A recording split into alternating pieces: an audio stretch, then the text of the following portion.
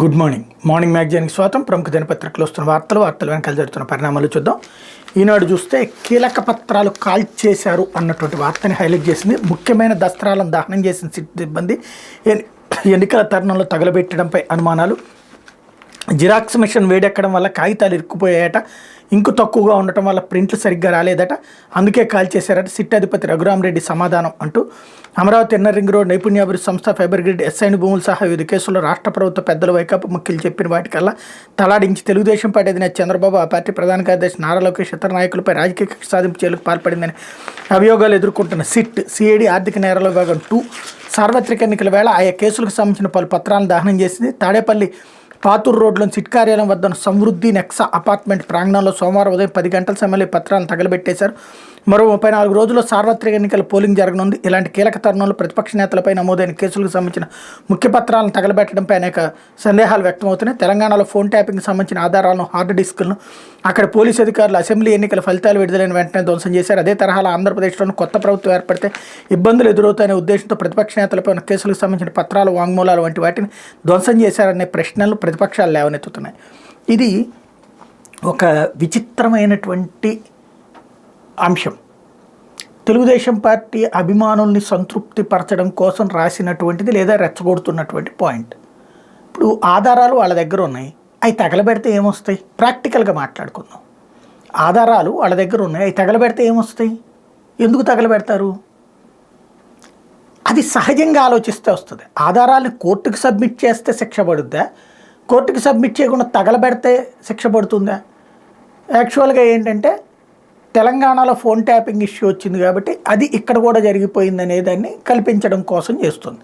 ఇక్కడ phone tapping కంప్లైంట్లు చేశాం కదా, ఏం తేలింది? ఏమన్నా బయటకు వచ్చిందా ఇష్యూ? రెండవది, గతంలో అయితే ఫోన్ ట్యాపింగ్లు ఇష్యూ అన్నటువంటిది కన్ఫామ్ అయిన అప్పుడు మాత్రమే ఎవరి మీద చర్య తీసుకున్నారు. ఇప్పుడు అక్కడ కూడా ఏ చర్యలు ఉండవు, తాత్కాలికమైనటువంటి కేసులు. ఇక్కడ ఏంటంటే ఒకటి, చంద్రబాబు నాయుడు మంచోడు, లోకేష్ మంచోడు, వాళ్ళిద్దరి మీద అన్యాయంగా కేసులు పెట్టేశారు అంటూ. అంటే వ్యవస్థలు మనకు అనుకూలంగా ఉండాలి, లేకపోతే వేటాడతాం అనేటటువంటి దానికి సాక్ష్యం. వెరీ సింపుల్ లాజిక్ చూడండి. జేడీ లక్ష్మీనారాయణ జగన్ మీద కేసులు ఆ రోజు పత్రికల్లో రచ్చకి కారణమైంది ఆయనే. కానీ జగన్ ఆయన ఎప్పుడూ టార్గెట్ చేయలేదే. ఆయన దర్జాగా పార్టీ కూడా పెట్టుకుని ఇక్కడ కార్యకలాపాలు నడుపుతున్నాడే. అదే చంద్రబాబు జోలికి వస్తే వేటాడతారు.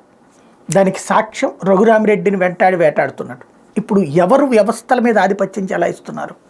ఈ మాట అనగానే జగన్ సూట్ కేసులు పట్టుకొచ్చి ఇచ్చేస్తాడు.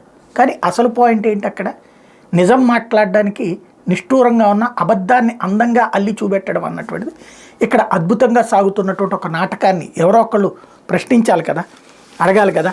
ఇకపోతే జనసేనకు చిరంజీవి ఆశీర్వాదం, ఆ పార్టీకి 5 కోట్ల విరాళం, జనసేనానికి మద్దతు ప్రకటన, రాష్ట్ర రాజకీయాల్లో కీలక పరిణామం అంటూ ఏదైతే మొన్నటిదాకా జగన్తో క్లోజ్గా మెయింటైన్ చేస్తున్నారు చిరంజీవి, ఇప్పుడు పవన్ కళ్యాణ్కి ఆశీస్సులు ఇచ్చారు అన్నటువంటి పాయింట్ రైట్ చేయడం. లేకపోతే కంటి మీద కునుకు లేకుండా చేస్తారా జగన్?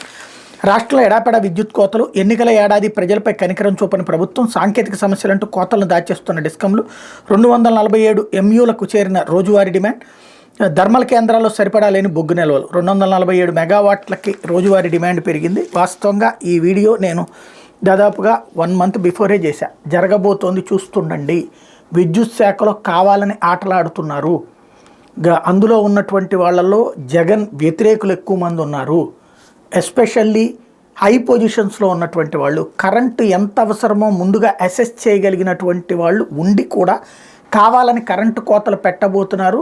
జగన్ని ఏడిపించడానికి, చంద్రబాబుని అధికారంలోకి తీసుకురావడానికి ఒక పెద్ద కుట్ర విద్యుత్ శాఖ ద్వారా జరగబోతోందని నేను దాదాపు 4 రోజుల క్రితమే ప్రస్తావించాను. జగన్కి అయితే అదేం పట్టలేదు. తన జనంలో తిరిగితే అదే ఓట్లేసేస్తారనుకున్నారు. అదే పట్టుకుని ఇప్పుడు రైస్. ఖచ్చితంగా సమస్య అయితే వస్తూ ఉన్నాయి. బోలెడన్నిసార్లు కరెంటు కోతలు వస్తున్నాయి. ఇదివరకటి రోజుల్లో కరెంట్ ఎప్పుడు వస్తుందో తెలిసేది కాదు. ఇప్పుడు కరెంటు ఒక్క నిమిషం పోయినా సరే చంద్రబాబుని కాదు కాబట్టి ఇప్పుడు జగన్ కాబట్టి జగన్ని తిట్టుకునేందుకు వీలుగా ఈ పాయింట్ని జగన్ కరెంట్ ఎప్పుడు ఇస్తామన్నటువంటి కోణాన్ని ప్రొజెక్ట్ చేసుకుంటూ ఒక సైకలాజికల్ గేమ్, అంటే మానసికంగా మనం ఎలా తిట్టుకోవాలి అన్నది కూడా చూపెడతారనమాట. అది ఇప్పుడు ప్రధానమైనటువంటి ఎజెండా.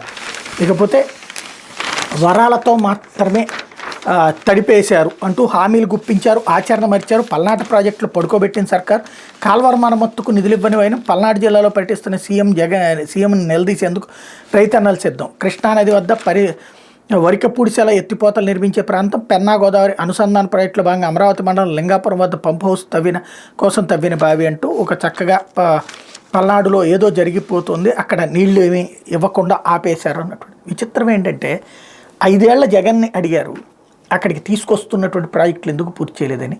20 ఏళ్ల చంద్రబాబు నాయుడిని ఎవరు అడగట్లేదు. అదేంటో విచిత్రం. చంద్రబాబు వస్తే ఎవరు అడగరు, జగన్ వస్తే అందరూ అడిగేద్దాం అనుకుంటారు. అది వాళ్ళు అడిగినా అడగకపోయినా సరే ఈనాడు రాస్తుంది. అది విచిత్రమైనటువంటి వ్యవహారం. ఏది కావాలి అన్నటువంటి దానికంటే కూడా ఎవరిని ఎదుటి వాళ్ళని సైకలాజికల్గా ప్రిపేర్ చేయాలన్నటువంటి కోణంలో సాగుతున్నటువంటి వ్యవహారం. ఇకపోతే వాలంటీర్ వ్యవస్థ పునరుద్ధరణకే తొలి సంతకం అంటూ జగన్ ఇచ్చినటువంటి స్టేట్మెంట్ని హైలైట్ చేశారు. ప్రకాశం జిల్లా బస్సు యాత్రలో సీఎం, దర్శిలో పింఛన్దారుతో ముఖాముఖి.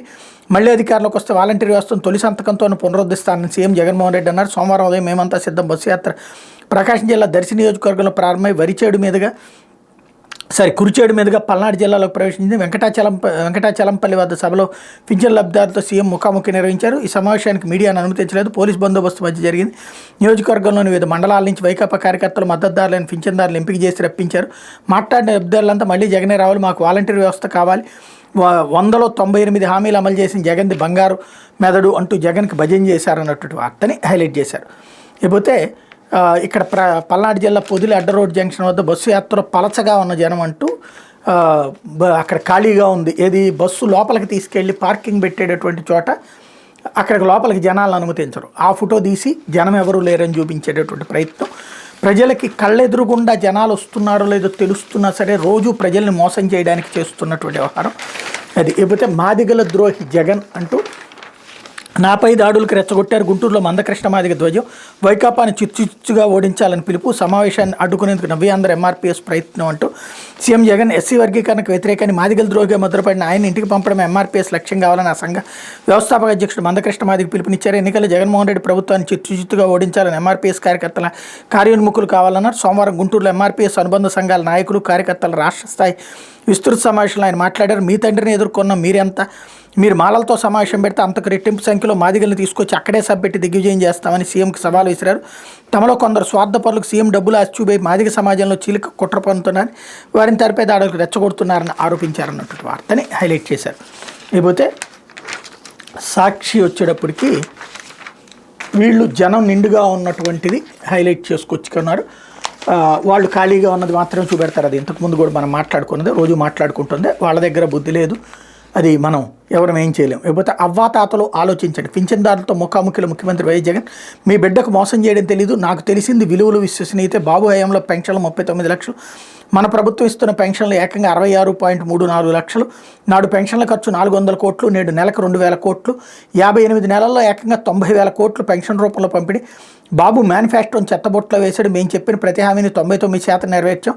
మంచి చేసే విషయంలో మనతో ఎవరూ పోటీ పడలేరు. అవ్వాతాతల విషయంలో అసలు తగ్గే పరిస్థితే ఉండదు.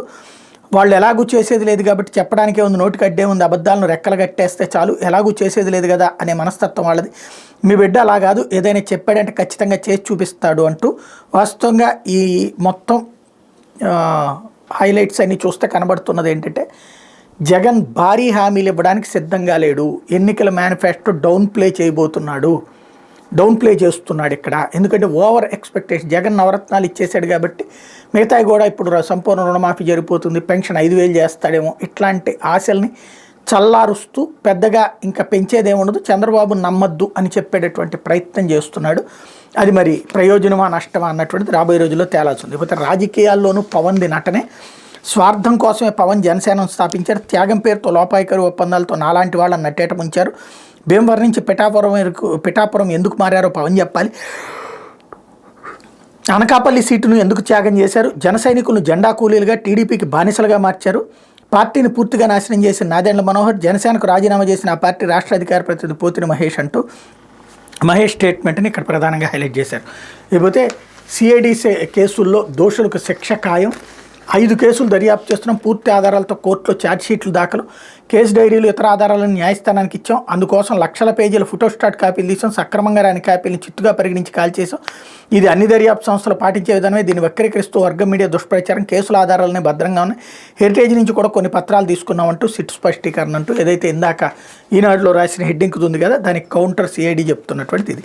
ఇకపోతే డిజైన్ టెక్ ఆస్తులను ఈడీ జప్తు చేయడం సబబే, ఆ ఆస్తిని నేరం ద్వారా సంపాదించారనేందుకు ఆధారాలు ఉంటే జప్తు చేయొచ్చు, స్కిల్ డెవలప్మెంట్ కుంభకోణం డిజైన్ టెక్ గట్టి ఎదురుదెబ్బ, కుంభకోణం తీవ్రత ప్రజాధనం దృష్ట్యా డిజైన్ టెక్ వాదనను ఆమోదించలేం, హైకోర్టు న్యాయమూర్తి జస్టిస్ చీమలపాటి రవి కీలక తీర్పు, అడ్యుకేటింగ్ అథారిటీ షోకాజ్ నోటీసులకు సమర్థన, డిజైన్ టెక్ పిటిషన్ కొట్టివేత అన్నటువంటిది. ఇది స్కిల్ డెవలప్మెంట్ కుంభకోణం కేసులో చంద్రబాబుకి అతిపెద్దదైనటువంటి షాక్ అని చెప్పాలి. ఇకపోతే టీడీపీలో ఆడియో దుమారం, వేమిరెడ్డి ప్రశాంత్ రెడ్డి ఫోన్ సంభాషణతో ఆ పార్టీలో కలవరం, సర్వేపల్లిలో సోమిరెడ్డి ఓడిపోతాడు, ఆత్మకూరులో ఆనంకు 10,000తో ఓటమి ఖాయం, వైఎస్ఆర్సీపీని విడిపోవడం నాకు ఇష్టం లేదు, ఎన్నికల్లో విజయం సాధించుకుంటే క్విట్ అవుతాం, కలకలం రేపుతున్న టీడీపీ కోవూరు అభ్యర్థి వేమిరెడ్డి ప్రశాంత్ రెడ్డి వ్యాఖ్యలు, ఆడియో విడుదల చేసిన ఎమ్మెల్యే ప్రసన్న సోదరుడు అంటూ ఏదైతే ఆవిడ డబ్బులు అన్నటువంటి కోణాన్ని ప్రొజెక్ట్ చేశారు, కానీ ఆవిడ ఎక్కడా డబ్బులు ఇస్తానని ఏం చెప్పలేదు, కాకపోతే మద్దతు కోరింది, అది కూడా నల్లపరెడ్డి ప్రసన్న కుమార్ రెడ్డికి విభేదించాడు కాబట్టి సోదరుడు అతనితో మాట్లాడింది,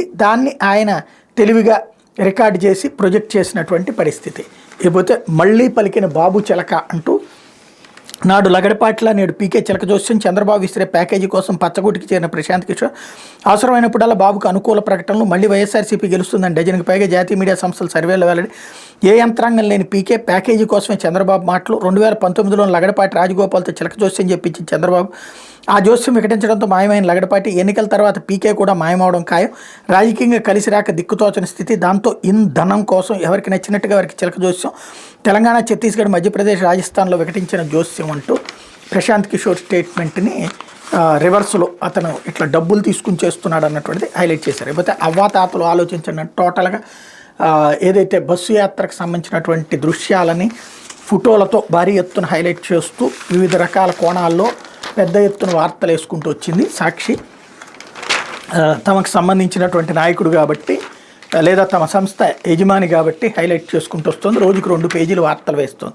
ఇకపోతే ఆంధ్రజ్యోతి వచ్చేటప్పటికి జగన్వి హత్య రాజకీయాలు అంటూ, వివేకాన్ని చంపిన అవినాష్ రెడ్డికే మరోసారి ఎంపీ టికెట్ ఇచ్చారు, మావి నిందలు కావు వాస్తవాలు, సిబిఐ చెప్పినవే మేము చెప్తున్నాం, రాష్ట్రంలో ఏ ప్రాంతంలో చూసినా sand land liquor mafia, Jagan YS వారసుడు కానే కాదు, నమ్మి నడిస్తే నడి రోడ్డును వదిలేశాడు పిసిసి అధ్యక్షురాలు షర్మిల ఫైర్ అంటూ, వివేకాన్ని చంపి మమ్మల్ని రోడ్లు పాలు చేశారు, సీఎం జగన్పై సునీత ఫైర్, కడపలో షర్మిల గెలిపించాలని పిలుపు అన్నటువంటిది హైలైట్ చేశారు. అట్లాగే తగలబెట్టేశారు అన్నటువంటి వార్తని వీళ్ళు కూడా హైలైట్ చేశారు. లేకపోతే అవ్వ ఎంత అబద్ధమా, పింఛన్ కింద నెలకు బాబు ఇప్పించింది 400 కోట్లు అంటే దర్శలో జగన్ అబద్ధాలు, నాడు నెల ఖర్చు 1500 కోట్లు, 200 రూపాయలకి ఒకేసారి 1000 రూపాయలు చేసిన టీడీపీ, ఆ తర్వాత 2000 రూపాయలు చేసి కోతలు లేకుండా అమలు. ఇందులో కోతలు లేకుండా అమలు ఏంటో అర్థం కావట్లేదు. అంటే అప్పుడు డబ్బులు 2000 రూపాయలు ఎప్పుడు ఇచ్చారు పింఛను?